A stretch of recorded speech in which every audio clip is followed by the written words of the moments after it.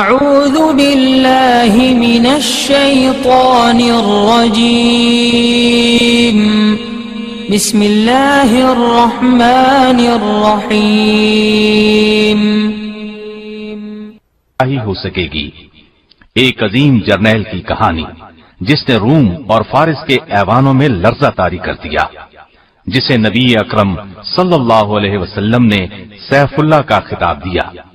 تو آئیے سنتے ہیں سیدنا خالد بن ولید رضی اللہ عنہ.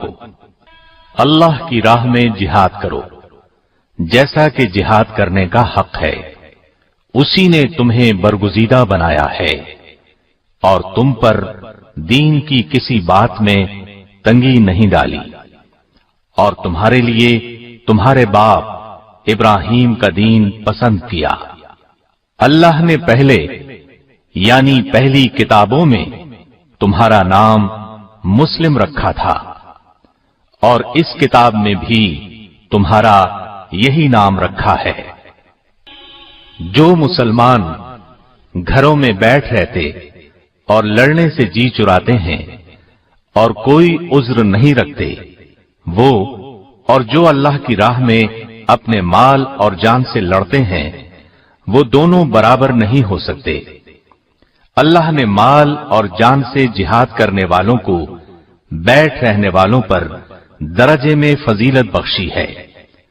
اور گو نیک وعدہ سب سے ہے، لیکن اجر عظیم کے لحاظ سے اللہ نے جہاد کرنے والوں کو بیٹھ رہنے والوں پر فضیلت بخشی ہے. نبی اکرم صلی اللہ علیہ وسلم کا ارشاد ہے، کوئی شخص جنت میں داخل ہو جائے اور پھر اس سے کہا جائے کہ تو لوٹ کر دنیا میں چلا جا، ساری دنیا کی دولت اور حکومت تجھے دی جائے گی، تو وہ کبھی جنت سے نکل کر دوبارہ دنیا میں آنے پر راضی نہ ہوگا سوائے شہید کے، جو یہ تمنا ظاہر کرے گا کہ مجھے دنیا میں بھیج دیا جائے تاکہ میں پھر جہاد کر کے شہید ہوں، اسی طرح 10 مرتبہ زندہ کر کے دنیا میں بھیجا جاؤں پھر شہید ہو کر آؤں. کیونکہ اللہ کی راہ میں شہید ہونے والا بڑے اعزاز و اکرام کا مشاہدہ کرے گا. نبی صلی اللہ علیہ وسلم نے یہ بھی فرمایا، میری تمنا ہے میں اللہ تعالی کی راہ میں قتل کیا جاؤں اور پھر مجھے زندہ کیا جائے، پھر قتل کیا جاؤں، پھر زندہ کر دیا جائے، پھر قتل کیا جائے. قرآن کریم کی آیات اور احادیث مبارکہ آپ نے ملاحظہ فرمائی، ان سے جہاد کی فضیلت بخوبی واضح ہے. تو کیوں نہ آج اسلام کے ایک عظیم مجاہد سیدنا خالد بن ولید رضی اللہ عنہ کی زندگی کے حیرت انگیز، چونکا دینے والے اور جہاد کی روح کو بیدار کر دینے والے واقعات سنیں. آپ کا جواب یقیناً ہاں میں ہوگا. تو پھر سنیے. سیدنا خالد بن ولید غزوہ احد میں ابھر کر سامنے آئے. یہ اس وقت کفار مکہ کے لشکر میں شامل تھے اور ایک دستے پر سالار تھے. نبی کریم صلی اللہ علیہ وسلم نے احد کے میدان میں ایک چھوٹی پہاڑی پر، جسے جبل عینین یا جبل رمات کہتے ہیں، 50 کے قریب تیر اندازوں کو مقرر فرمایا تھا. احد پہاڑ اور اس پہاڑی کے درمیان ہموار میدان ہے جہاں یہ جنگ ہوئی. اس پہاڑی پر تیر اندازوں کو اس لیے مقرر فرمایا تھا تاکہ دشمن پیچھے سے حملہ نہ کر سکے. احد کی لڑائی شروع ہوئی. مسلمان بے جگری سے لڑے اور کفار کے پاؤں اکھڑ گئے. وہ بدحواس ہو کر بھاگے. مسلمان ان کا پیچھا کرنے لگے اور مال غنیمت لوٹنے لگے. ایسے میں پہاڑی پر موجود تیر انداز دستے نے بھی پہاڑی چھوڑ دی اور مال غنیمت لوٹنے کے لیے میدان کی طرف دوڑ پڑے. اگرچہ نبی کریم صلی اللہ علیہ وسلم نے انہیں تاکید فرمائی تھی، تم لوگ اس پہاڑی سے نہ ہٹنا، لیکن انہوں نے خیال کیا یہ حکم اس وقت تک کے لیے تھا جب تک کفار شکست کھا کر بھاگ نہ کھڑے ہوں. ان کے سالار عبداللہ بن زید نے انہیں روکا بھی تھا، لیکن وہ نہ رکے. وہ اپنے چند ہمراہیوں کے ساتھ وہیں کھڑے رہے. ادھر بھاگتے دشمنوں میں سے خالد بن ولید کی نظر اس پہاڑی پر پڑی. ان کی تیز نظر نے فوراً بھانپ لیا کہ اس طرف سے مسلمان غافل ہیں اور ان پر دوبارہ حملہ کیا جا سکتا ہے۔ پس وہ اپنے دستے کے ساتھ مسلمانوں پر ٹوٹ پڑے اور اس طرح غزوہ احد میں دردناک صورتحال پیش آئی۔ یہ خالد بن ولید کی جنگی صلاحیت تھی جس نے مسلمانوں کے پاؤں اکھاڑ دیے۔ گویا اسلام لانے سے پہلے بھی یہ اپنی صلاحیتوں کا لوہا منوا چکے تھے۔ اسلام نے ان کی شخصیت میں جو جلا پیدا کی، اب اس کا حال سنیے۔ اپنے اسلام لانے کا واقعہ خود انہی کی زبانی سنیے۔ فرماتے ہیں، خالد بن ولید فرماتے ہیں، اسلام قبول کرنے سے پہلے میں قریب ہر مارکے میں رسول اللہ صلی اللہ علیہ وسلم کے مقابلے میں خم ٹھونک کر آیا، لیکن ہر مرتبہ آپ کا رعب اور دبدبا میرے دل پر طاری ہوا، یہاں تک کہ اللہ تعالی نے میرے دل میں اسلام کی محبت پیدا کر دی۔ ایک مرتبہ رسول اللہ صلی اللہ علیہ وسلم اپنے صحابہ رضی اللہ عنہم کو میدان جنگ میں ظہر کی نماز پڑھا رہے تھے۔ میں نے دل میں سوچا یہ بہت اچھا موقع ہے، اس وقت حملہ کر دیا جائے تو مسلمانوں کو زبردست نقصان پہنچایا جا سکتا ہے، لیکن حوصلہ نہیں پڑ رہا تھا۔ مجھے یوں لگا جیسے کوئی غیبی طاقت مجھے روک رہی ہے۔ پھر نبی صلی اللہ علیہ وسلم نے اسی میدان میں عصر کی نماز پڑھائی۔ ایک بار پھر سوچا حملہ کروں، لیکن قدم آگے نہ بڑھے۔ اس وقت میں نے جان لیا پردہ غیب سے ان کی مدد ہو رہی ہے۔ یہ یقیناً خطہ عرب بلکہ پوری دنیا پر غالب آئیں گے۔ جب مکہ فتح ہو گیا اور نبی صلی اللہ علیہ وسلم مدینہ واپس تشریف لے گئے تو اس وقت میں اپنے بارے میں سوچنے لگا، اب میں کیا کروں؟ کہاں جاؤں؟ حبشہ چلا جاؤں یا شاہ ہرقل کے پاس چلا جاؤں؟ اپنا آبائی مذہب چھوڑ کر یہودی ہو جاؤں یا عیسائیت اختیار کر لوں، یا کسی اجمی ملک کی راہ لوں، یا اپنے گھر میں بیٹھ رہوں؟ غرض طرح طرح کے سوال ذہن میں آ رہے تھے۔ انہی خیالات میں گم تھا کہ مجھے اپنے بھائی کا خط ملا۔ اس نے لکھا تھا، پیارے بھائی، میرے آقا نبی صلی اللہ علیہ وسلم نے ایک دن مجھ سے آپ کے بارے میں پوچھا تھا کہ خالد کہاں ہے؟ تو میں نے عرض کیا کہ اے اللہ کے رسول صلی اللہ علیہ وسلم، ایک دن میں خالد کو ضرور آپ کی خدمت میں لے آؤں گا۔ یہ ہو نہیں سکتا کہ میرا ذہین اور فہیم بھائی اسلام جیسی نعمت سے محروم رہ جائے۔ میں خط کے یہ الفاظ پڑھ کر جھوم اٹھا۔ آپ نے مجھے یاد فرمایا تھا۔ اسی دوران میں نے ایک گہری نیند میں خواب دیکھا۔ کیا دیکھتا ہوں، ایک تنگ و تاریک اور بے آب و گیاہ جگہ سے سرسبز، شاداب اور کھلے میدان کی طرف جا رہا ہوں۔ آنکھ کھلی تو دل میں ایک خوشگوار احساس پیدا ہوا اور میں نے مدینے جانے کا پختہ ارادہ کر لیا۔ ساتھ ہی میں نے خواہش کی کہ مدینے کی طرف جانے کے لیے کوئی ساتھی مل جائے۔ میں نے عثمان بن طلحہ رضی اللہ عنہ سے اپنے دلی ارادے کا ذکر کیا۔ وہ خوشی سے میرے ساتھ چلنے کے لیے تیار ہو گیا۔ آخر ہم روانہ ہوئے۔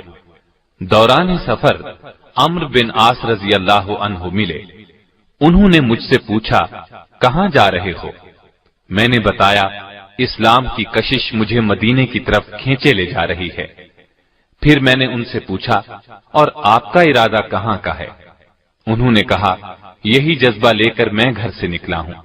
اب ہم تینوں ایک ساتھ چل پڑے۔ یکم سفر 8 ہجری کو مدینہ طیبہ میں نبی صلی اللہ علیہ وسلم کی خدمت میں حاضر ہوئے۔ میں نے نہایت ادب اور احترام سے آپ کو سلام کیا۔ آپ نے مسکراتے ہوئے میرے سلام کا جواب دیا۔ میں نے کلمہ پڑھ کر اسلام میں داخل ہونے کا اعلان کیا۔ اس پر رسول اللہ صلی اللہ علیہ وسلم نے فرمایا، خالد، تمہاری دانش اور فہم و فراست کی بنا پر مجھے امید تھی کہ تم ایک دن ضرور اسلام قبول کر لو گے۔ میں نے نبی صلی اللہ علیہ وسلم کے ہاتھ پر بیعت کرتے ہوئے عرض کی، اے اللہ کے رسول، میرے لیے اللہ تعالی سے دعا کریں۔ میں لوگوں کو تلوار کے ذریعے اسلام سے روکتا رہا ہوں اور مسلمانوں کے لیے طرح طرح کی مشکلات پیدا کرتا رہا ہوں۔ نبی صلی اللہ علیہ وسلم نے میری پریشانی دیکھ کر فرمایا، گھبراؤ نہیں خالد، اسلام قبول کرنے سے دور جاہلیت کے تمام گناہ خود بخود مٹ جاتے ہیں۔ میں نے عرض کیا، اس کے باوجود میری درخواست ہے، آپ میرے حق میں ضرور دعا کریں۔ چنانچہ نبی صلی اللہ علیہ وسلم نے میرے لیے دعا فرمائی، الہی خالد بن ولید کو بخش دے، الہی خالد بن ولید پر رحم فرما، الہی اس کی جملہ خطائیں معاف فرما، بلا شبہ تو بخشنے والا مہربان ہے۔ خالد بن ولید فرماتے ہیں، میں نے اپنا خواب ابو بکر رضی اللہ عنہ کو سنایا تو انہوں نے تعبیر بیان کرتے ہوئے فرمایا، تنگ و تاریک جگہ سے مراد کفر و شرک کی زندگی ہے، اور سرسبز شاداب میدان سے مراد اسلام ہے۔ اللہ تعالی آپ کو کفر کی تاریکیوں سے اسلام کے وسیع اور روشن میدان کی طرف لے آیا ہے۔ اسلام قبول کرنا آپ کو مبارک ہو۔ خالد بن ولید کسی خوف یا لالچ کی بنیاد پر اسلام میں داخل نہیں ہوئے تھے۔ نبی کریم صلی اللہ علیہ وسلم کی شخصیت نے انہیں متاثر کیا تھا۔ اسلام کی عظمت ان کے دل میں گھر کر گئی تھی۔ انہوں نے جب تک اسلام قبول نہیں کیا تھا اس وقت تک یہ مسلمانوں کے خطرناک دشمن تھے۔ غزوہ احد کی مثال ہمارے سامنے ہے، لیکن جب یہی جمع سال مرد میدان اسلام کے پرچم تلے آئے تو ہر موقع پر انہوں نے سچے دل اور خلوص نیت کے ساتھ اسلام کے لیے تن من اور دھن کی بازی لگائی۔ انہوں نے اپنی پوری زندگی حق کی خاطر لڑتے ہوئے گزاری۔ ان کی زندگی میں بعض بہت مشکل لمحات بھی آئے، لیکن ہر مرحلے پر انہوں نے خوف اور نا امیدی کو اپنے قریب نہیں آنے دیا۔ انہوں نے جنگی تاریخ میں ایسے کارنامے انجام دیے کہ دنیا دنگ رہ گئی۔ آپ کی جرت، شجاعت اور عظمت کا اعتراف دشمن نے بھی کیا ہے۔ جرمن فوج کے سپہ سالار سے جب پوچھا گیا آپ کی کامیابی کا راز کیا ہے تو اس نے فوراً کہا، میں میدان جنگ میں مسلم جرنیل خالد بن ولید کے طریقے اپناتا ہوں۔ اس میں کوئی شک نہیں کہ خالد بن ولید ایک مدبر سپہ سالار تھے۔ یہی وجہ تھی کہ قیصر و کسریٰ ان کے قدموں میں آ گرے۔ روم اور فارس کے جنگی وسائل ان کے راستے میں کوئی رکاوٹ نہ بن سکے۔ ابتدا سے لے کر آخر تک ہر مارکہ حق و باطل میں فتوحات نے ان کے قدم چومے اور شکست کسی بھی میدان میں ان کے نزدیک نہ پھٹک سکی۔ غزوہ موتا میں تو ان کے جوہر کھل کر سامنے آ گئے۔ ہوا یوں کہ نبی کریم صلی اللہ علیہ وسلم نے اپنے ایک جان نثار صحابی سیدنا حارث بن عمیر ازدی رضی اللہ عنہ کو خط دے کر وادی بسرا کے حکمران حارث بن ابی شمر غسانی کی طرف روانہ کیا۔ ابھی وہ شام کے صوبے بلقا کی موتا نامی بستی میں پہنچے تھے کہ صوبے کے گورنر شرابیل بن عمرو غسانی کو ان کی آمد کی اطلاع ہو گئی۔ اس نے انہیں گرفتار کر کے بے دردی سے شہید کر دیا۔ یہ غمناک خبر جب نبی کریم صلی اللہ علیہ وسلم تک پہنچی تو آپ بہت رنجیدہ ہوئے۔ اس کے علاوہ 15 صحابہ پر مشتمل ایک تبلیغی جماعت سرزمین شام میں مصروف تھی۔ ان تمام صحابہ کو دھوکہ دے کر بے دردی سے شہید کر دیا گیا۔ انہی ایام میں شاہ روم نے مدینہ منورہ پر چڑھائی کی دھمکی دی۔ ان تمام اسباب کی وجہ سے نبی اکرم صلی اللہ علیہ وسلم نے سیدنا زید بن حارثہ کی قیادت میں ایک لشکر روانہ کیا اور ساتھ ہی ارشاد فرمایا کہ اگر جنگ کے دوران زید شہید ہو جائیں تو جعفر بن ابی طالب کو سپہ سالار بنایا جائے، وہ شہید ہو جائیں تو عبداللہ بن رواحہ کو قائد بنایا جائے، وہ بھی شہید ہو جائیں تو مجاہدین اپنی مرضی سے قائد منتخب کر لیں۔ نبی کریم صلی اللہ علیہ وسلم نے لشکر کے لیے سفید رنگ کا پرچم بنایا اور سیدنا زید بن حارثہ کے حوالے کیا۔ لشکر کو آپ نے یہ وصیت کی کہ جس مقام پر حارث بن عمیر ازدی شہید ہوئے وہاں پڑاؤ کریں اور اللہ سے مدد طلب کرتے ہوئے ڈٹ کر دشمن کا مقابلہ کریں، اور دیکھنا کسی سے بدعہدی نہ کرنا، نہ خیانت کرنا، کسی بچے، بوڑھے یا عورت کو قتل نہ کرنا اور نہ کسی گوشہ نشین راہب کی گردن اڑانا، کسی عمارت کو منہدم کرنا، نہ کوئی درخت کاٹنا۔ لشکر اسلام نبی کریم صلی اللہ علیہ وسلم سے یہ ہدایات لے کر اپنی منزل کی طرف روانہ ہوا۔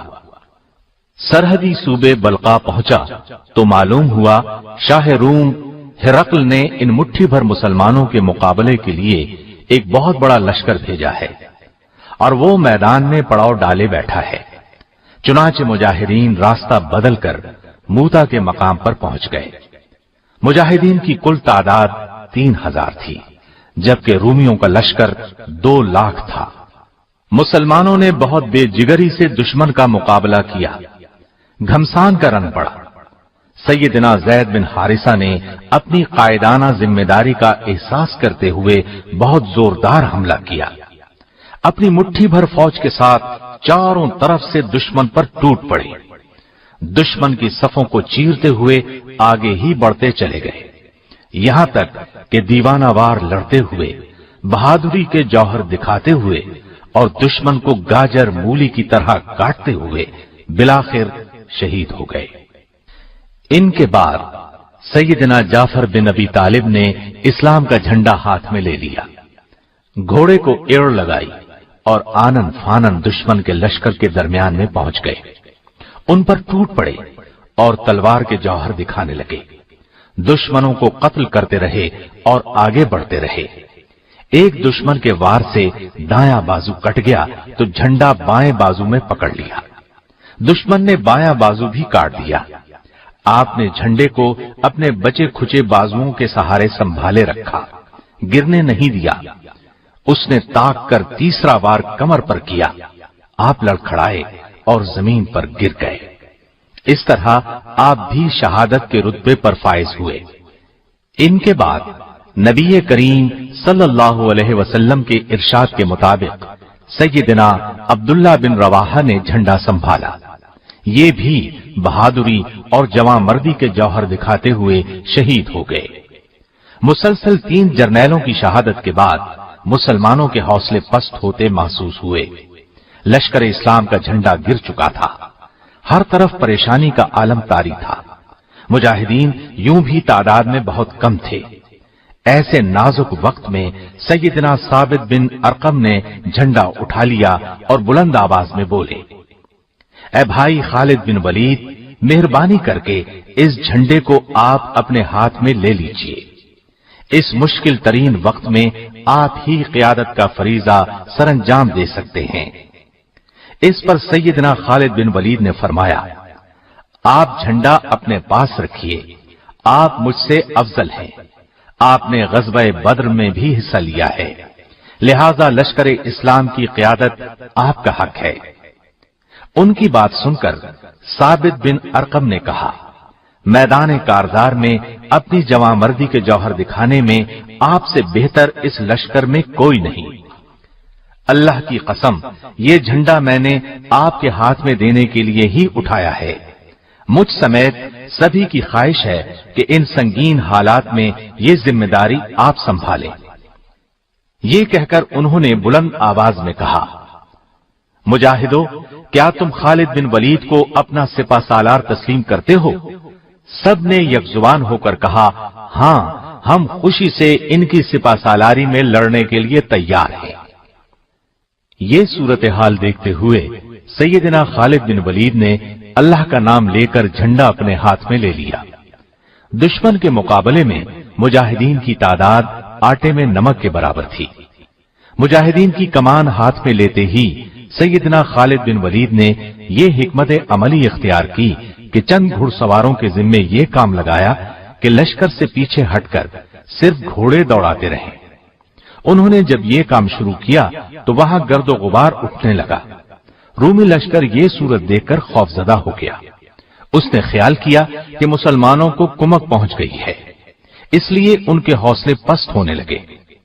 خالد بن ولید نے اپنی فوج کو پیچھے سرکانا شروع کیا اور بڑی احتیاط اور حفاظت سے اپنے لشکر کو دشمن کے نرغے سے نکال لائے، ورنہ اسلامی فوج پوری طرح رومی فوج کے نرغے میں آ چکی تھی۔ پھر انہوں نے دوسرے دن لڑائی شروع ہوتے ہی زوردار حملہ شروع کیا۔ رومیوں کے پرخچے اڑانے لگے۔ ان کے ہاتھ سے اس روز 9 تلواریں ٹوٹی۔ مسلمانوں کے لشکر کو ان کے نرغے سے نکال کر لے آنا سیدنا خالد بن ولید کا ایک بہت بڑا کارنامہ تھا، کیونکہ رومی فوج 60 گنا تھی اور مسلمان فوج کا نقصان بھی کم سے کم ہوا۔ مدینہ پہنچنے پر ان کا زبردست استقبال ہوا اور نبی کریم صلی اللہ علیہ وسلم نے انہیں سیف اللہ یعنی اللہ کی تلوار کا لقب دیا۔ آپ کے ذہن میں یقیناً سوال ابھر رہا ہوگا کہ اسلام لاتے ہی جنہوں نے یہ کارہائے نمایاں انجام دے ڈالے، وہ اسلام لانے سے پہلے کیسے تھے، کیا کرتے رہے؟ تو آئیے ہم ایک نظر ان کی اسلام سے پہلے کی زندگی پر بھی ڈال لیں۔ عرب کے تپتے ریگستان میں آپ نے پرورش پائی، بچپن ہی سے فنون سپاہ گری کی طرف متوجہ ہو گئے۔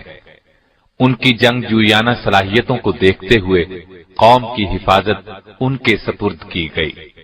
گھڑ سواری کی تربیت بھی لی تھی، بلند مرتبت خاندان سے تعلق تھا، جوانی ہی میں طاقتور اور بہادر سپاہی شمار ہونے لگے، یہاں تک کہ پورے عرب میں مشہور ہو گئے۔ ایسے میں انہیں معلوم ہوا کہ قریش کے ایک نوجوان نے دعویٰ کیا ہے کہ اس پر اللہ کی طرف سے وحی آتی ہے۔ پھر انہوں نے رسول اللہ صلی اللہ علیہ وسلم کو لوگوں کو یہ دعوت دیتے ہوئے سنا، لوگوں ایک اللہ کی عبادت کرو، پتھر کے بتوں کی پوجا چھوڑ دو۔ یہ دعوت سن کر خالد بن ولید نے محسوس کیا یہ دعوت تو ان کی قوم کے حق میں تباہ کن ثابت ہوگی۔ ان کی پوری قوم کی رائے یہی تھی، لہذا وہ کچھ اور سوچتے بھی کیسے؟ انہوں نے خیال کیا نیا دین تو ان کی سرداری کو ختم کر دے گا، لہذا وہ بھی قوم کے ساتھ اسلام کے خلاف ڈٹ گئے، دین کی اشاعت کو روکنے پر تل گئے۔ انہوں نے مسلمانوں کے خلاف کئی جنگوں میں حصہ لیا، انہیں بہت نقصان پہنچایا۔ اس کے باوجود انہیں یہ محسوس ہوتا رہتا تھا کہ قریش چاہے کچھ بھی کر لیں، اسلام کی دعوت کو روک نہیں سکیں گے۔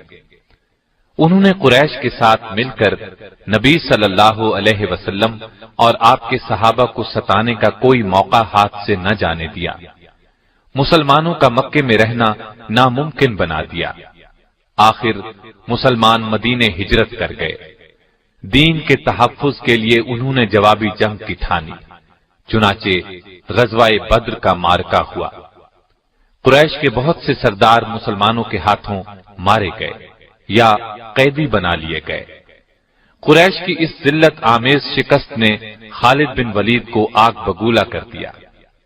وہ سوچ بھی نہیں سکتے تھے کہ مسلمان اتنی جلدی اس قدر مضبوط بھی ہو سکتے ہیں۔ اب اس وقت انہیں کیا معلوم تھا کہ مسلمانوں کے لیے اللہ تعالی نے آسمان سے مدد نازل فرمائی تھی۔ وہ مسلمانوں کے خلاف کوششوں میں سرگرم ہو گئے۔ بدر کی شکست کے بعد قریش نے فیصلہ کیا کہ مسلمانوں کے خلاف ایک اور جنگ لڑی جائے۔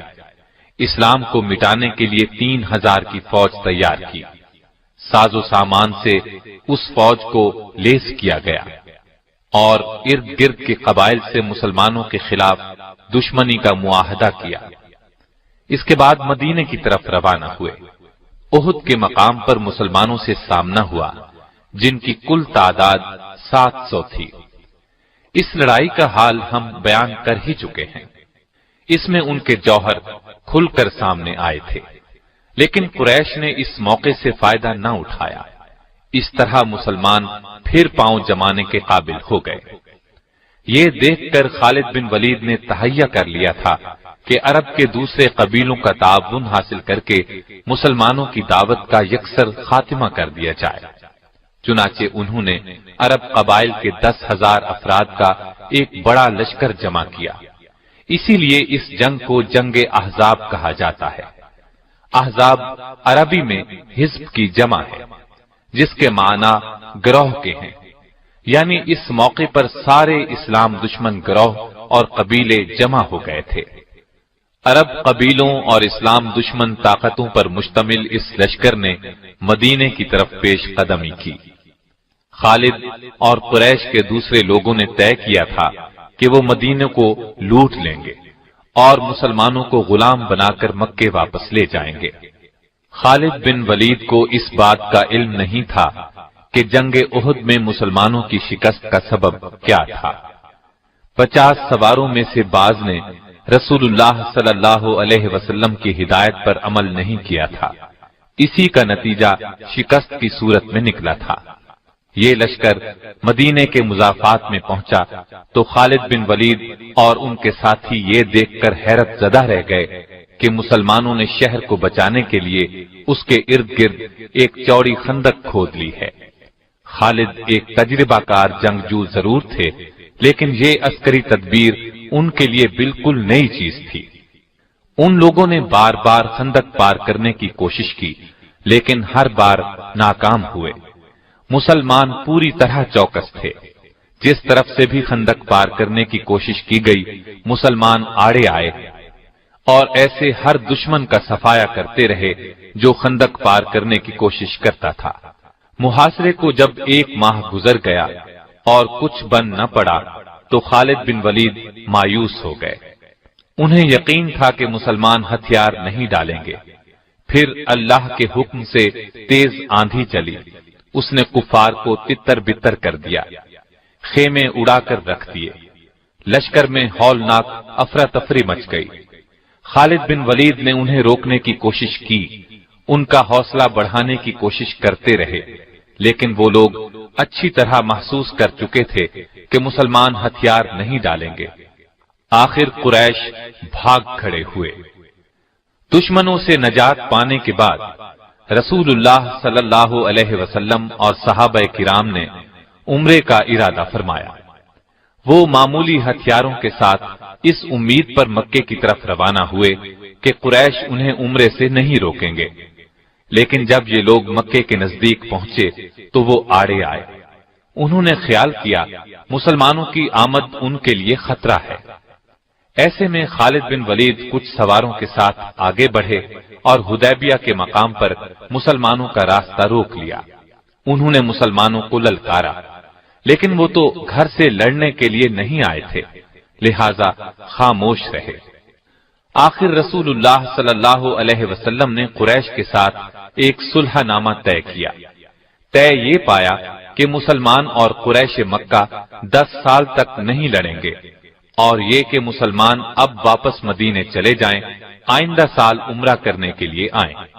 اس معاہدے کی کچھ اور شرائط بھی تھیں۔ بعض مسلمانوں کے خیال میں وہ شرائط پسندیدہ نہیں تھیں، مگر انہوں نے رسول اکرم صلی اللہ علیہ وسلم کے سامنے دم مارنے کی جرأت نہ کی۔ بعد میں یہ بات ثابت ہو گئی کہ صلح کی شرائط مسلمانوں کے حق میں بہت مفید ثابت ہوئی تھی۔ اس صلح نامے کو باقاعدہ تحریری شکل دی گئی۔ خالد بن ولید اس دوران میں مسلمانوں کی حرکات اور سکنات دیکھتے رہے۔ وہ دیکھ رہے تھے کہ مسلمان کس طرح رسول اللہ پر جان چڑکتے ہیں۔ انہوں نے اس حد تک کسی کو کسی کا احترام کرتے نہیں دیکھا تھا۔ اسلام کی دعوت دینے کے وہ کس قدر شوقین تھے، یہ بھی انہیں اندازہ ہوا۔ اس روز کے بعد سے ان پر ایک مایوسی کی حالت طاری ہو گئی۔ حقیقت یہ تھی کہ وہ اسلام کی سچائی کو پوری طرح محسوس کرنے لگے تھے، لیکن اعلانیہ یہ بات کہنے کا حوصلہ ابھی ان میں پیدا نہیں ہوا تھا۔ آخر کار انہوں نے محسوس کر لیا کہ اب تک وہ جس راستے پر چلتے رہے ہیں اس میں سوائے تاریکی کے اور کچھ نہیں ہے۔ اسلام کی روشنی انہیں اپنے اندر جذب ہوتی محسوس ہوئی۔ اس طرح انہوں نے اسلام قبول کرنے کا فیصلہ کر لیا۔ ان کے اسلام لانے کی تفصیل ہم آپ کو سنا ہی چکے ہیں۔ اسلام لانے کے بعد خالد بن ولید اسلام کے سچے سپاہی بن گئے اور اسلام پر سختی سے کاربند ہو گئے۔ اسلام کے دفاع کے لیے ہر دم تیار رہتے تھے۔ نبی کریم صلی اللہ علیہ وسلم انہیں جہاں جانے کے لیے کہتے وہ فوراً حکم بجا لاتے، ایک لمحے کی بھی تاخیر نہ کرتے۔ اب اسلام تیزی سے پھیلنے لگا تھا۔ اس زمانے میں سیدنا خالد بن ولید رضی اللہ عنہ نے سب سے پہلی نمایاں کامیابی جنگ موتا میں حاصل کی۔ اس کا ذکر آپ سن چکے ہیں۔ اس واقعے کے بعد ان کی اصل مجاہدانہ زندگی کی ابتدا ہوئی۔ نبی کریم صلی اللہ علیہ وسلم نے قریش مکہ سے حدیبیہ کا معاہدہ کیا تھا۔ اس کی ایک شق یہ تھی کہ 10 سال تک دونوں فریق جنگ نہیں کریں گے، اور جو فریق معاہدے کی خلاف ورزی کرے گا اس کے خلاف جوابی کارروائی کی جائے گی۔ چنانچہ قریش نے معاہدے کی خلاف ورزی کی، مسلمانوں کے حلیف بنو خزاعہ پر حملہ کر دیا۔ اس کے بعد انہیں احساس ہوا کہ ان سے بڑی غلطی ہوئی، اس غلطی کے نتائج ان کے لیے تباہ کن ہوں گے، اس لیے انہوں نے مسلمانوں سے نئی شرائط طے کرنے کی کوشش کی، لیکن رسول کریم صلی اللہ علیہ وسلم نے ان کا عذر تسلیم نہ کیا اور ان کے مظالم کا خاتمہ کرنے کا عزم کر لیا۔ نبی کریم صلی اللہ علیہ وسلم 10,000 کے لشکر کے ساتھ مکے کی طرف روانہ ہوئے۔ سیدنا خالد بن ولید بھی اسلامی لشکر کے ایک حصے کے سالار تھے۔ نبی کریم صلی اللہ علیہ وسلم نے انہیں ہدایت کی کہ وہ معافی اور نرمی کا سلوک کریں، اس وقت تک خود حملہ نہ کریں جب تک ان پر حملہ نہ کیا جائے۔ خالد بن ولید اپنے دستے کے ساتھ مکے میں داخل ہوئے، وہ فوراً کعبے کی طرف بڑھے۔ کعبے میں مشرکین نے عبادت کے لیے ہر قسم کے بت رکھے ہوئے تھے، وہ نبی کریم صلی اللہ علیہ وسلم کے حکم پر ان بتوں کو توڑنے اور کعبے کے نواح سے بت پرستی کی نشانیاں مٹانے لگے، اور نبی کریم صلی اللہ علیہ وسلم نے مکے میں داخل ہو کر فرمایا، لوگو آج کے دن تم آزاد ہو، تم میں سے کسی کو نقصان نہیں پہنچایا جائے گا۔ آپ صلی اللہ علیہ وسلم کا یہ اعلان سن کر خالد بن ولید نے محسوس کیا کہ نبی کریم صلی اللہ علیہ وسلم کس قدر عظیم انسان ہیں۔ جن لوگوں کے لیے آج عام معافی کا اعلان فرما رہے ہیں، کل انہی لوگوں نے آپ کو طرح طرح سے ستایا تھا، ظلم کے پہاڑ توڑے تھے اور ہر قسم کی زیادتی کی تھی، زیادتیاں کرنے میں کوئی کسر اٹھا نہ رکھی تھی۔ پھر انہوں نے دیکھا اسلام کا پرچم مکے کی ہر عمارت پر لہرا رہا تھا، فضا اللہ اکبر کی صداؤں سے گونج رہی تھی۔ ایسا منظر اس سرزمین نے پہلے کبھی نہیں دیکھا تھا۔ خالد بن ولید دوسرے صحابہ رضی اللہ عنہم کے ساتھ اللہ کے حضور سر بسجود ہو گئے، اس کی اس نعمت کا شکر ادا کرنے لگے جو مسلمانوں کو عطا کی گئی تھی۔ خالد بن ولید رسول اللہ صلی اللہ علیہ وسلم کے بہت نزدیک رہے، انہوں نے اسلام کے دشمنوں کے خلاف ہر جہاد میں حصہ لیا۔ نبی کریم صلی اللہ علیہ وسلم نے فتح مکہ کے بعد محسوس کیا کہ قبیلہ حوازن اسلام کے راستے میں رکاوٹ بن رہا ہے۔ آپ نے 12,000 مجاہدین کے ساتھ ان لوگوں پر چڑھائی کی اور انہیں سبق سکھایا۔ خالد بن ولید اس غزوے میں بھی شریک رہے، وہ عرب قبائل کو اسلام کے دائرے میں لانے کی تگ و دو کرتے رہے۔ مکے کے ارد گرد کے قبائل پر غلبہ پانے کے بعد مدینہ واپس تشریف لائے اور حج کی تیاری شروع کر دی۔ پھر نبی کریم صلی اللہ علیہ وسلم کی قیادت میں 1,00,000 سے زائد مسلمان حج ادا کرنے کے لیے مکے کی طرف روانہ ہوئے۔ سیدنا خالد بن ولید بھی آپ کے ساتھ تھے۔ انہوں نے میدان عرفات میں نبی کریم صلی اللہ علیہ وسلم کا خطبہ بہت غور سے سنا اور سمجھ گئے کہ آپ کی رحلت کا وقت قریب آ پہنچا ہے۔ حج کے سفر سے واپسی پر نبی کریم صلی اللہ علیہ وسلم علیل ہو گئے۔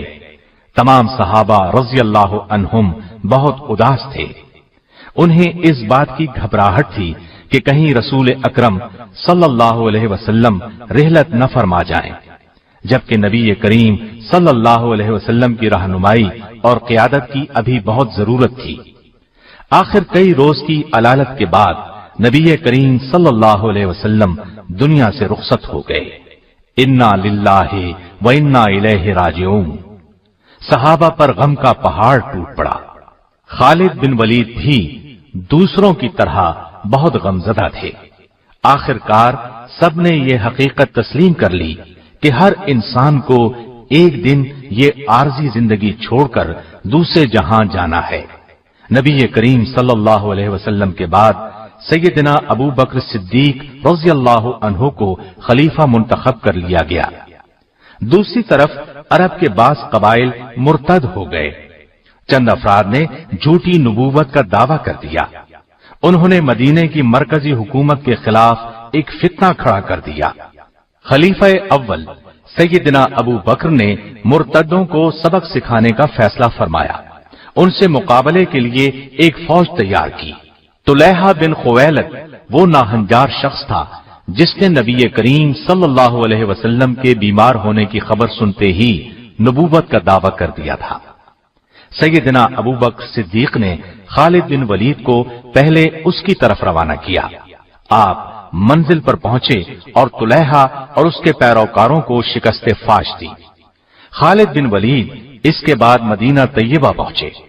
सिद्दीक अकबर ने मुहाजिरीन और अंसार के एक लश्कर को उनकी क़ियादत में दिया और मुसैलमा कज़्ज़ाब के मुकाबले में रवाना किया। ये भी झूठी नबूवत का दावेदार था और उसने अपने गिर्द बेशुमार मुर्तद जमा कर लिए थे। गोया एक लश्कर उसके साथ था। सैयदना खालिद बिन वलीद से पहले इक्रिमा बिन अबी जहल और शुराबील बिन हसना की फौज मुसैलमा से शिकस्त खा चुकी थी। मुसैलमा को खालिद बिन वलीद की आमद का पता चला तो वो उनके मुकाबले में 40,000 का लश्कर लेकर मैदान में आया। दोनों फौजें आपस में टकराईं। घुमसान का रंग पड़ा। जबरदस्त जंग हुई, लेकिन मुसैलमा के लश्कर में किसी कमजोरी के आसार नजर न आए। आखिर सैयदना खालिद बिन वलीद ने एक जंगी हिकमत अमली इख्तियार की। पूरे लश्कर को कबाइल की बुनियाद पर तकसीम किया। हर कबीले का एक कमांडर नामजद किया और सबसे फरमाया, जान तोड़कर लड़ना। अब मैं देखूंगा कि कौन सा कबीला जंग में पसपाई इख्तियार कर रहा है और कौन सा पेश कदमी कर रहा है। इस तरह हर कबीले ने बेजिगरी से मुकाबला किया। इस तरह मुसैलमा की फौज के पांव उखड़ गए। वो पसपा होते होते एक बाग में दाखिल हो गया। बाग के गिर्द मजबूत चारदीवारी थी। अंदर दाखिल होते ही मुर्तदों ने बाग का दरवाजा बंद कर लिया। दरवाजा इंतहाई मजबूत था, उसको तोड़ना आसान नहीं था। दूसरी तरफ दीवार बहुत ऊंची थी, उसको फलांग जाना भी मुमकिन नहीं था। मुसलमानों ने बाग को चारों तरफ से घेर दिया और दरवाजा तोड़ने की कोशिश की, लेकिन दरवाजा न टूटा। ये सूरत हाल देखकर एक सहाबी सैयदना बरा बिन आजिब ने जज्बे जिहाद से सरशार होकर अपने साथियों से कहा, मुझे उठाकर दीवार के ऊपर से बाग में फेंक दो। मुसलमानों ने ऐसा ही किया। उनको हाथों और पैरों से पकड़कर झूला दिया और उछाल दिया। ये दीवार के ऊपर से होते हुए ऐन दरवाजे के दूसरी तरफ बाग के अंदर गिरे। ये निडर, फुर्तीला, बहादुर, जफाकश और जांबाज सहाबी फजा में लहराता बाग में गिरा तो मुसैलमा की फौज में भगदड़ मच गई। उन्होंने ख्याल किया कि न जाने आसमान से क्या बला नाजिल हुई है, लेकिन सैयदना बरा बिन आजिब ने फौरन दरवाजा खोल दिया। दरवाजे का खुलना था कि लश्कर इस्लाम नारे तकबीर लगाता हुआ दुश्मन पर टूट पड़ा। एक बार फिर घुमसान की लड़ाई शुरू हो गई। मुसैलमा कज़्ज़ाब वाशी बिन हर्ब के हाथों मारा गया। ये वही वाशी बिन हर्ब हैं जिनके हाथों ग़ज़वा उहुद में सैयदना हमजा रज़ियल्लाहु अन्हु नबी करीम सल्लल्लाहु अलैहि वसल्लम के प्यारे चचा ने जामे शहादत नोश फरमाया था। इसके बाद ये वाशी बिन हर्ब मुसलमान हो गए थे और आज उनके हाथों इस्लाम का ये बदतरीन दुश्मन अपने अंजाम को पहुंचा। इसके अलावा उसकी फौज के करीबन 1000 अफराद भी मारे गए। बाग के अंदर हर तरफ लाशें दिखाई दे रही थीं। इसके बाद उस बाग का नाम हदीक़तुल मौत यानी मौत का बागीचा मशहूर हो गया। इस जंग को जंगे यमामा कहा जाता है। सरजमीन इराक पर सैयदना खालिद बिन वलीद की क़ियादत में पहली जंग ذات السلاسل لڑی گئی۔ اسے جنگ حزیر بھی کہا جاتا ہے۔ حزیر خلیج فارس کے قریب واقع ہے۔ مدینے سے بصرہ جاتے ہوئے پہلے حزیر آتا ہے۔ یہاں کا حاکم ہرمز تھا۔ یہ ایران کی حکومت کے ماتحت تھا۔ اس کی ٹوپی میں ہیرے جڑے ہوئے تھے۔ سیدنا خالد بن ولید 10,000 مجاہدین کے ساتھ عراق کی جانب روانہ ہوئے۔ عراق کی سرحد پر پہنچے تو سیدنا مثنی بن حارثہ 8,000 مجاہدین کے ساتھ ان سے آ ملے۔ اب خالد بن ولید نے لشکر کو 3 حصوں میں تقسیم کیا۔ ایک حصے کا سالار مثنی بن حارثہ کو، دوسرے کا عدی بن حاتم کو مقرر کیا، تیسرے حصے کی قیادت خود اپنے ہاتھ میں لی۔ ادھر ہرمز نے اپنی فوج کی صف بندی اس طرح کی کہ دائیں اور بائیں حصے پر شاہی خاندانوں کے جفاکش شہزادے بطور سالار مقرر کیے۔ میدان جنگ میں جمے رہنے کے لیے تمام فوجی جوانوں نے اپنے آپ کو زنجیروں میں باندھ لیا۔ عربی میں زنجیروں کو سلاسل کہتے ہیں۔ اسی مناسبت سے اس جنگ کا نام جنگ ذات السلاسل مشہور ہوا۔ جنگ شروع کرنے سے پہلے سیدنا خالد بن ولید نے ایرانیوں کو اسلام کی دعوت دی۔ ان کے انکار پر آخر جنگ کا آغاز ہوا۔ ہرمز کی فوج نے اس میدان میں پہلے پہنچ کر دریا پر قبضہ کر لیا تھا۔ سیدنا خالد بن ولید نے یہ دیکھ کر اپنی فوج کو صحرا کی طرف پیش قدمی کا حکم دیا۔ وہاں سورج آگ اگل رہا تھا۔ آخر کار وہ کاظمہ نامی مقام پر پہنچ گئے۔ اس طرح انہوں نے دشمن کو پانی کے چشمے چھوڑنے پر مجبور کر دیا۔ آخر دشمن سے ٹکراؤ ہوا۔ ہرمز ان کے مقابلے میں آیا۔ خالد بن ولید نے اس پر ایسا کاری وار کیا کہ وہ اپنے ہی خون میں نہا کر گھٹنوں کے بل گرا۔ ہرمز کے قتل سے ایرانی فوج کا جوش جاتا رہا۔ مسلمانوں کا رعب ان کے دلوں میں بیٹھ گیا۔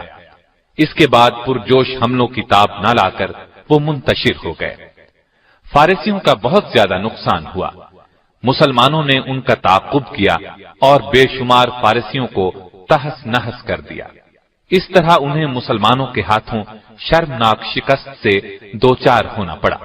اس جنگ کی نمایاں بات یہ تھی کہ خالد بن ولید نے دشمن کی جنگی حکمت عملی کو ناکام بنا دیا اور انہیں اپنی حکمت عملی کے تحت لڑنے پر مجبور کر دیا۔ جنگ کے بعد انہوں نے مدینے میں مال غنیمت میں شامل ایک ہاتھی بھی بھیجا۔ مدینے کے لوگوں نے زندگی میں پہلی بار ہاتھی دیکھا۔ وہ اس قدر ڈیل ڈول والے عجیب و غریب جانور کو دیکھ کر حیران رہ گئے۔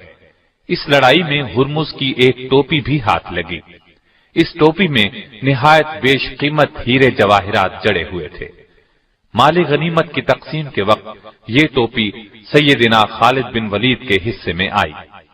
اس کی قیمت کا اندازہ لگایا گیا۔ وہ قریباً 1,00,000 درہم کی ثابت ہوئی۔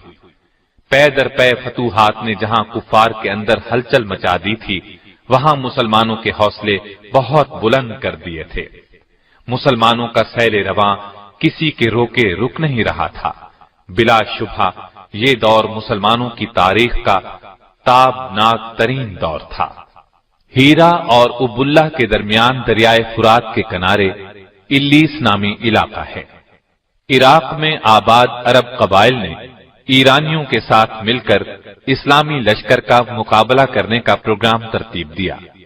یہ قبائل مسلمانوں سے پے در پے شکست کھانے کے بعد مسلمانوں کے خلاف بکھرے ہوئے تھے، چنانچہ اس علاقے میں جمع ہوئے۔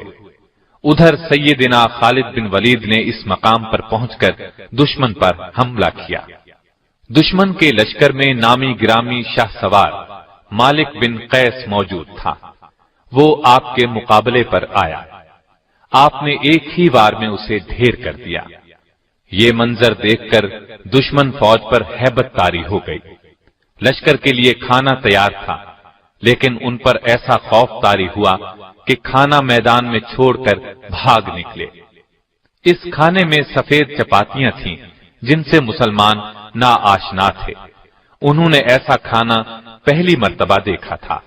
مسلمانوں نے بھاگتے ہوئے دشمن کا تعاقب کیا اور انہیں کاٹتے چلے گئے۔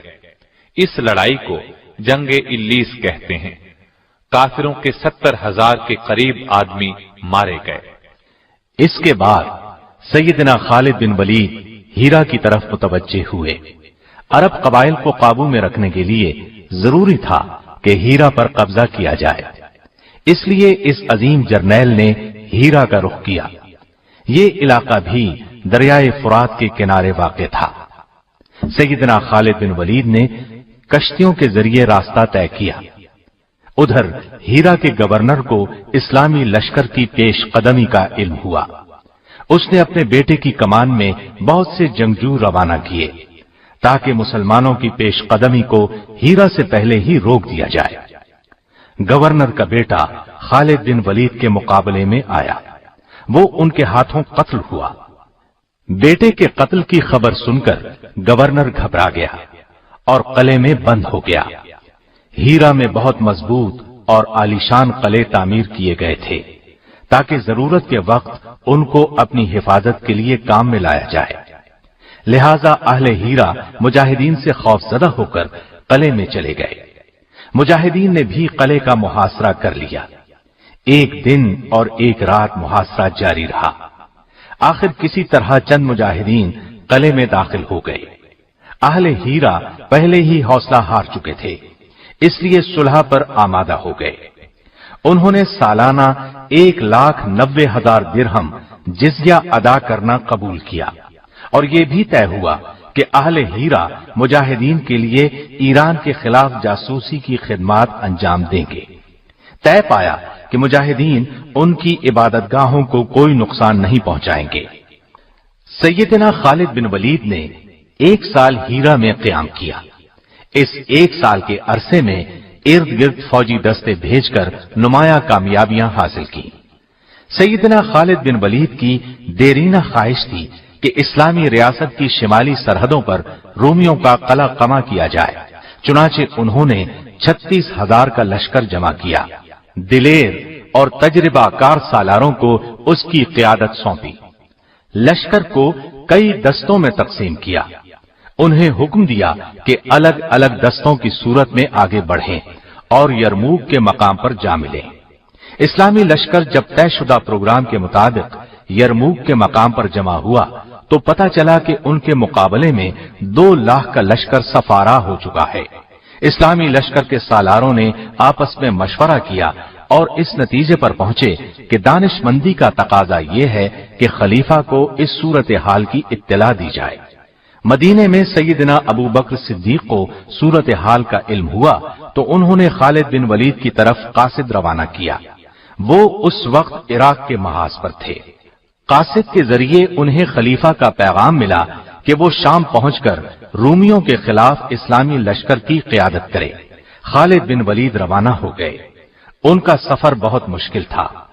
सहरा में से सफर करते हुए वो अपने 8,000 सिपाहियों के साथ आखिर यरमूक में मौजूद इस्लामी लश्कर से जा मिले।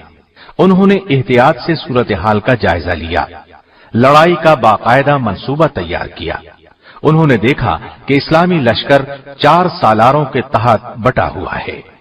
इस वजह से एक मुत्तहिदा जंग लड़ना मुश्किल होगा। उन्होंने सालारों से मशवरा किया, उन्हें कायल किया कि सब दस्ते इकट्ठे कर लें ताकि कामयाब लड़ाई लड़ी जा सके। उस वक्त उन्होंने फौज के सामने ये तकरीर की, हमारा आज का दिन अल्लाह के लिए वक्फ है। दुश्मन पर फख्र या गुस्से के इजहार का कोई फायदा नहीं होगा।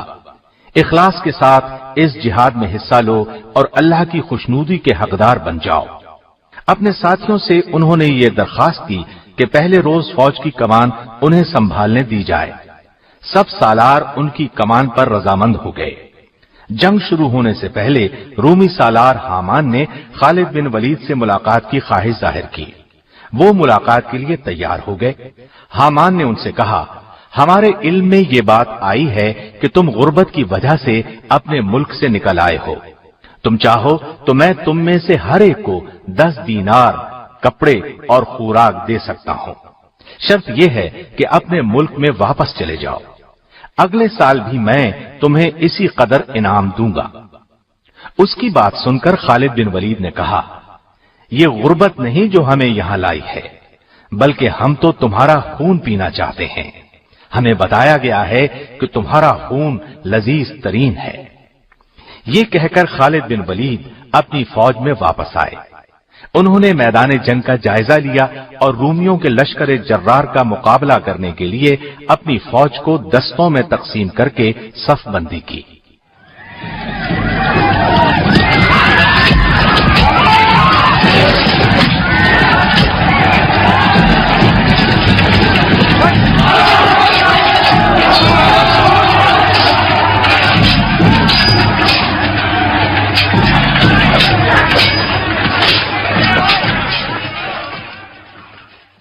یرموک میں جب تلواریں تلواروں سے ٹکرائیں تو فضا اللہ اکبر کے نعروں سے گونج اٹھی، سر کٹ کٹ کر گرنے لگے، انسانی جسم گھوڑوں کے سموں تلے کچلے جانے لگے۔ دونوں فوجیں سارا دن لڑتی رہیں، شام کو اپنے پڑاؤ میں چلی گئیں۔ دوسرے دن اسلامی لشکر نے رومی فوج کے قلب پر حملہ کیا اور ان کی صفیں درہم برہم کر دی۔ بلاخر رومیوں کے پاؤں اکھڑ گئے، انہوں نے پیٹھ دکھائی اور بھاگنے لگے۔ مسلمانوں نے تعاقب کیا اور انہیں گاجر مولی کی طرح کاٹتے چلے گئے۔ بہت دور تک پیچھا کرنے کے بعد لوٹے۔ رومیوں کا بے پناہ نقصان ہوا، رسوائی الگ پلے پڑی۔ یہ بات بھی نہیں کہ خالد بن ولید صرف ایک جنگجو تھے، وہ اسلام کی عظمت کا ایک نشان بھی تھے، سچے مسلمان تھے، صرف اللہ کی رضا کے لیے ہر کام کرتے تھے۔ ان کی زندگی میں ایک نازک لمحہ آیا تھا، لیکن وہ اس وقت بھی ایک کھرے مسلمان ہی ثابت ہوئے۔ یرموک کی یہ لڑائی ہو رہی تھی، جنگ کا میدان گرم تھا۔ ایسے میں مدینے سے ایک قاصد آ پہنچا۔ اس نے لشکر میں موجود سیدنا ابو عبیدہ بن جراح کو خبر دی کہ رسول اللہ صلی اللہ علیہ وسلم کے خلیفہ ابو بکر صدیق رضی اللہ عنہ انتقال کر گئے ہیں اور سیدنا عمر بن خطاب مسلمانوں کے خلیفہ منتخب ہوئے ہیں۔ انہوں نے خالد بن ولید کو لشکر کی کمان سے معزول کر دیا اور آپ کو ان کی جگہ سپہ سالار مقرر کیا ہے۔ سیدنا ابو عبیدہ نے خط اس وقت تک خفیہ رکھا جب تک کہ جنگ ختم نہ ہو گئی۔ جنگ کے ختم ہونے پر وہ سپہ سالار کے پاس گئے، وہ خط انہیں دیا۔ انہوں نے خط پڑھا اور پوچھا یہ خط کب آیا تھا؟ ابو عبیدہ نے انہیں بتایا کہ یہ خط انہیں اس وقت ملا تھا جب جنگ عروج پر تھی۔ انہوں نے پوچھا آپ نے خط مجھے اس وقت کیوں نہ دیا؟ ابو عبیدہ نے کہا وہ وقت خط دینے کے لیے مناسب نہیں تھا۔ سیدنا خالد بن ولید نے ان کی تعریف کی، آگے بڑھ کر ان کی پیشانی چوم لی۔ اس وقت ان کی آنکھوں میں آنسو تیر رہے تھے۔ انہوں نے اسی وقت فوج کی کمان ان کے سپرد کر دی، پھر ان کی قیادت میں ایک سپاہی کی حیثیت سے لڑتے رہے۔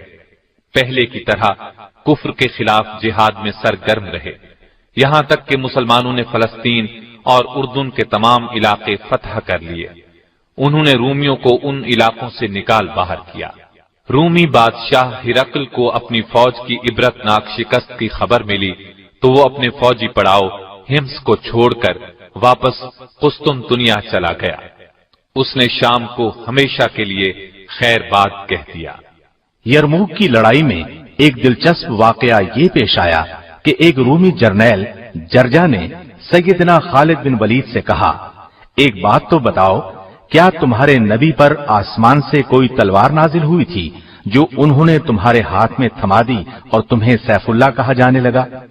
اس پر سیدنا خالد بن ولید نے فرمایا اللہ تعالیٰ نے ہماری رہنمائی کے لیے ایک رسول بھیجا، ہم میں سے بعض نے ان کی تصدیق کی اور دل و جان سے ان کا ساتھ دیا، ان کی محبت کا دم بھرا، ان کے ہر حکم کے سامنے سر جھکا دیا، جبکہ بعض نے ان کی مخالفت پر کمر باندھ لی۔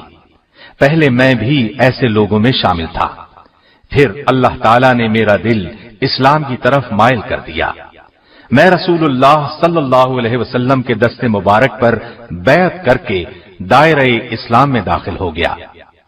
ایک موقع پر اللہ کے رسول صلی اللہ علیہ وسلم نے فرمایا خالد تو اللہ کی تلوار ہے، تجھے اللہ نے کافروں کا قلع قمع کرنے کے لیے بنایا ہے۔ सो इस तरह मेरा नाम सैफुल्लाह मशहूर हो गया। रूमी जर्नैल हामान ने पूछा, तुम किस चीज की तरफ दावत देते हो? उन्होंने जवाब दिया, हम अल्लाह की तौहीद और उसकी इबादत की तरफ बुलाते हैं।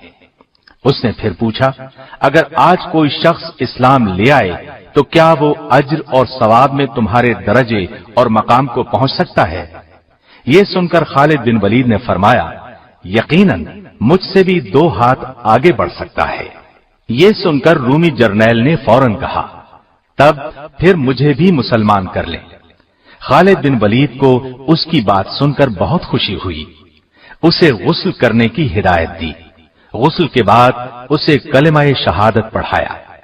उसने 2 रकअत नमाज अदा की, अपनी फौज पर लानत भेजी, फिर इस्लामी लश्कर में शामिल होकर बेजिगरी से लड़ता रहा, यहां तक कि जामे शहादत नोश कर गया।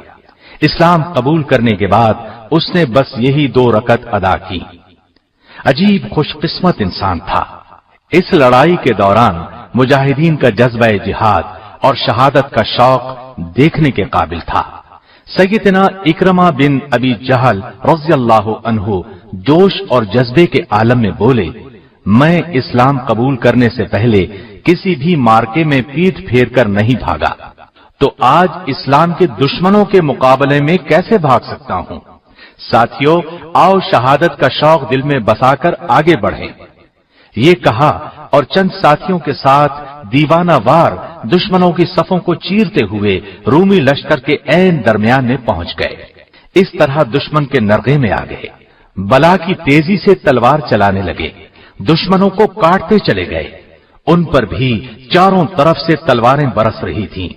आखिर जामे शहादत नोश करके बहिश्ते बरी में पहुंच गए।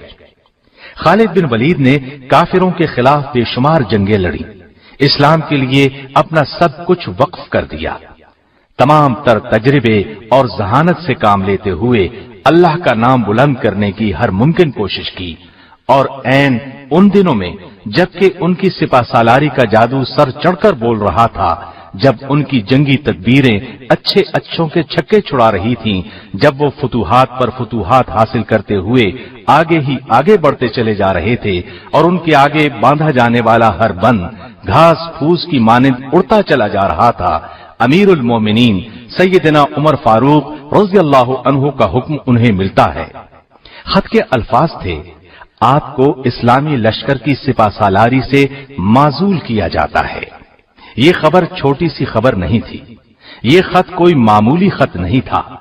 एक ऐसे जबरदस्त अजीम सिपा सालार की माजूली का हुक्म था जिसे नबी करीम सल्लल्लाहु अलैहि वसल्लम ने अपनी जुबान मुबारक से सैफुल्लाह का खिताब दिया था। इस खत में उनकी माजूली का हुक्म था। उस अल्लाह के बंदे ने इस हुक्म को इंतहाई सब्र, सुकून और रिजामंदी से कबूल किया। शिकायत का एक लफ्ज भी उसकी जुबान से न निकला। मालूम हुआ कि वो तो सिर्फ अल्लाह की रजा के लिए लड़ रहे थे, सिपा सालारी के लिए नहीं, नामो नमूद के लिए नहीं। सिपा सालारी से माजूल होने के बाद उन्होंने ये नहीं किया कि सब कुछ छोड़कर अपने घर आ गए। उन्होंने एक सच्चे मुजाहिद की हैसियत से इस्लाम के दुश्मनों से लड़ाई फिर भी जारी रखी। सैयदना उमर फारूक से जब इस हैरत अंगेज और अनोखे फैसले के बारे में पूछा गया, उनसे सवाल किया गया, आपने खालिद बिन वलीद को क्यों माजूल कर दिया? तो आपने जवाब दिया, मैंने खालिद बिन वलीद को किसी गलती या जुर्म की सजा के तौर पर माजूल नहीं किया, बल्कि मैंने ये फैसला इसलिए किया कि मुसलमान कहीं ये गुमान न कर लें कि इन्हें फतूहात खालिद बिन वलीद की वजह से हो रही हैं। फतूहात हमें अल्लाह ताला की मेहरबानियों से हो रही हैं। बहरहाल सिपा सालारी छोड़कर एक आम सिपाही की हैसियत से लश्कर में शामिल रहना और इस्लाम के दुश्मनों से जंग जारी रखना उनका एक नाकाबिले फरामोश कारनामा है। तारीख ऐसी मिसालें पेश करने से कासिर है। ये अजीम जर्नैल अपनी जिंदगी में शहादत की तमन्ना करता रहा, जिंदगी भर दुश्मन से लड़ता रहा। उसके जिस्म पर कोई हिस्सा ऐसा नहीं था जहां जख्म का निशान मौजूद न हो, لیکن اللہ کی قدرت شہادت کی موت ان کے نصیب میں نہیں تھی۔ دشمن جس کا نام سن کر کانپ جاتا تھا، وہ اپنی زندگی کے آخری دنوں میں ہمس شہر میں بستر پر لیٹا تھا اور آنسو بہاتے ہوئے غمگین انداز میں کہہ رہا تھا، افسوس، آج میں بستر کی موت مر رہا ہوں۔ اللہ کی قسم، میں نے شہادت کے شوق میں بے شمار جنگیں لڑیں، میرے بدن کا کوئی جوڑ، کوئی حصہ ایسا نہیں جس پر تیر یا تلوار کے زخم کا نشان نہ ہو، لیکن مجھے شہادت کی موت نہ مل سکی۔ اور ان الفاظ کے ساتھ ہی ان کی روح پرواز کر گئی۔ انا للہ و انا الیہ راجعون۔ ان کے انتقال کی خبر جب امیر المؤمنین سیدنا عمر فاروق کو ملی تو آپ بہت رنجیدہ ہوئے، اور جب آپ کو پتہ چلا کہ انہوں نے ایک گھوڑا اور جنگ میں استعمال ہونے والے ہتھیاروں کے سوا پیچھے کچھ نہیں چھوڑا تو آنکھوں میں بے اختیار آنسو آ گئے اور فرمایا، خالد واقعی عظیم انسان تھا۔